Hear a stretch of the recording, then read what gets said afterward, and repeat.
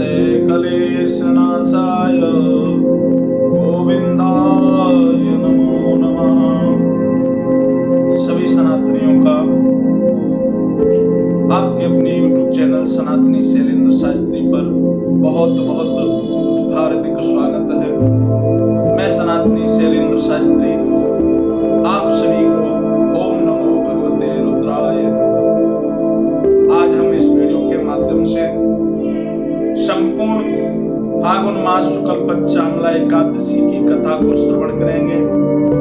किस प्रकार से इसकी पूजा का विधि विधान है, किस प्रकार से हमें इसका महात्म्य है, किस प्रकार से इसका फलाहार इत्यादि सेवन करना चाहिए और किस देव की इस दिन पूजा करने से, किस नक्षत्र में पूजा करने से पुण्य फल की प्राप्ति हो। तो आइए हम फागुन मास शुक्ल पक्ष आमला एकादशी की संपूर्ण कथा को श्रवण करते हैं। कृपया वीडियो को अंत तक अवश्य देखें। फागुन मास शुक्ल पक्ष आमला एकादशी भगवान कृष्ण से युधिष्ठिर ने पूछा कि हे परमात्मा, फागुन मास के शुक्ल पक्ष की एकादशी का क्या महात्म्य है, क्या पूजा विधि विधान और क्या फलाहार सेवन करना चाहिए, मुझे पूरा वृतांत बतलाइए। तो भगवान कृष्ण बोले कि हे युधिष्ठिर, फागुन मास के शुक्ल पक्ष एकादशी का नाम आमला है और यह विष्णु लोक को प्रदान करने वाली एकादशी है, ये वैकुंठ को ले जाने वाली एकादशी है। आज मैं उस वृतांत को आपको सुनाता हूँ जिसको राजा मानधाता ने ऋषि वशिष्ठ जी से पूछा। ऐसे ही ऋषि वशिष्ठ जी से मानधाता ने पूछा कि महाराज, ऐसा कौन सा पुण्य प्रताप और फल है जिसके करने से मुझे नारायण का धाम प्राप्त हो जाए। ऋषि वशिष्ठ ने कहा कि हे राजन, फागुन मास के शुक्ल पक्ष की आमला एकादशी का ऐसा पुण्य फल है जिसको करने से मनुष्य जीव भगवान विष्णु के धाम को चला जाता है। तो वशिष्ठ जी मानधाता से कहते हैं कि राजन, एक समय की बात रहे जब सृष्टि का प्रारंभ हुआ था तो भगवान विष्णु ने भ्रमण करते हुए अपने जीवा से रसायन तत्व लार की उत्पत्ति की और उस लार का बिंदु, उस लार का एक बिंदु पृथ्वी लोक पर जा गिरा और उस पृथ्वी लोक पर उस बिंदु से आमल के वृक्ष की उत्पत्ति हो गई। और जब आमल के वृक्ष की उत्पत्ति हो गई, भगवान विष्णु रूपी आमल वृक्ष प्रकट हो गया। इधर भगवान नारायण ने ब्रह्मा जी को सृष्टि रचने का आरंभ कार्य दे दिया। दानव, दैत्य, गंधर्व, मनुष्य, जीव, जंतु, नाना प्रकार के इस सृष्टि में जीवों की उत्पत्ति हो गई। जो देव पुरुष थे, जो देवगण थे, जो मनुष्य थे, वो सभी उस आमल वृक्ष के स्थान पर उत्पन्न हुए, पैदा हुए। और जो गंधर्व, राक्षस ऐसी योनियों में जन्मे, प्रेत, भूत, पिशाच इत्यादि अन्यत्र स्थान पर भ्रमण करने लगे। जब देवगणों ने आमल के वृक्ष को उस स्थान पर देखा तो विस्मय करने लगे और विचार करने लगे। सभी एक दूसरे की तरफ देखने लगे कि ये तो स्वर्ग का कल्प वृक्ष रूपी वृक्ष है, ये किस प्रकार का वृक्ष है, इसका क्या नाम है, ऐसा आपस में वार्तालाप करने लगे।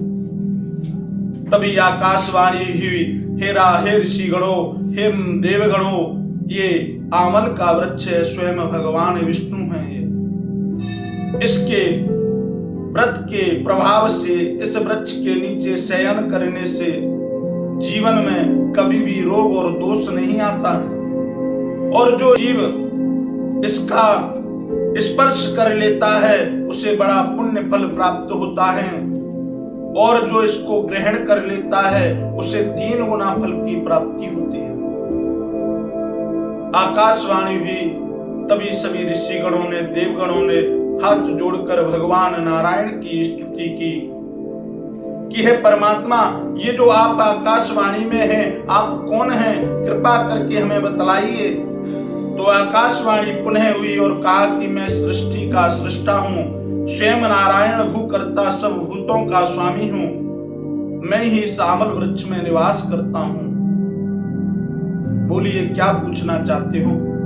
सभी देवताओं और ऋषिगणों ने हाथ जोड़कर भगवान गोविंद को प्रणाम किया और कहा कि हे परमात्मा, अगर आप हमसे प्रसन्न हैं तो हमें एक वरदान दीजिए। तो भगवान गोविंद ने कहा कि बताइए तुम्हें किस वरदान की आवश्यकता है? तो सभी ऋषिगणों ने, देवगणों ने कहा कि ऐसा कोई व्रत और फल बताइए जिसके करने से वैकुंठ की प्राप्ति हो जाए। तो भगवान विष्णु ने कहा कि फाल्गुन मास शुक्ल पक्ष की आमला एकादशी के दिन अगर आप इस व्रत को करेंगे तो आपको पुण्य फल प्राप्त होकर वैकुंठ की प्राप्ति होगी। आपको इस पूजा का पूर्ण विधि विधान मैं स्वयं भगवान विष्णु आपको बतलाता हूं। सुबह स्नान इत्यादि से निवृत्त हो जाने के बाद श्वेत वस्त्र, पीतांबर वस्त्र धारण करने के बाद एक आंवला का वृक्ष लें और वृक्ष को गमले में लगाएं या किसी पूर्ण वृक्ष के, आंवले के वृक्ष के पास जाकर उसके पास एक कलश रखें। कलश के अंदर अक्षत, रोड़ी, मूली रखने के बाद भगवान परशुराम की उसके ऊपर मूर्ति स्थापित करें। इस प्रकार से भगवान नारायण को अर्चन करें, अर्पण करें और संपूर्ण रात्रि जागरण करें। भगवान परशुराम को पुंडरीकाक्ष का रूप मानते हुए उनके चरणों से लेकर मस्तिष्क तक अर्चन करें, पूजा करें, विधान करें और भगवान गोविंद की मूर्ति का ध्यान करते हुए रात्रि को जागरण करें। इस आंवला के वृक्ष की 108 परिक्रमाएं करें और जो असमर्थ है परिक्रमा करने में वो 11 परिक्रमाएं करें और संपूर्ण परिक्रमा करने के बाद आंवले का ही फलाहार लें, आंवले का ही दान करें, आंवले का ही सेवन करें और एक किसी गरीब ब्राह्मण को दान पुण्य दें, भोजन कराएं और रात्रि को जागरण करते हुए आंवला व्रत को रखना चाहिए। तो सब पूर्ण फल की प्राप्ति होती है और जीव वैकुंठ धाम को चला जाता है। बोलिए नारायण भगवान की।